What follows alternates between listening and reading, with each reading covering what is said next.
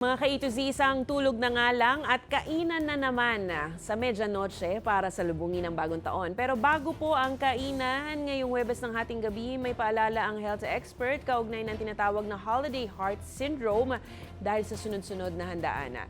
Ginigit po ni Dr. Ray Sarinel na may kadikit itong peligro sa kalusugan na hindi dapat balewalain. Katunayan, tumataas niya ang insidente ng mga atake sa puso, stroke at iba pang sakit tuwing holiday dahil na rin sa sobrang pagkain, pag-iinom ng alak at pagpupuyat. Payo ng eksperto, hinay-hinay at palaging i-check ang mga kakainin kung masustansya at makatutulong ba sa kalusugan sa pagpasok ng bagong taon. Dahil na rin siguro sa patong-patong na senaryo, sobrang dami ng pagkain, especially po maaalat, matatabang pagkain, po bigla ba na lang pumakarans po ang pasyente ng mga kumakabog yung dibdib, palpitasyon, erratic yung heartbeat. Minsan narabigla ka matigilan na naman, nararamdaman mo, parang umiiba at tibok ng puso ko.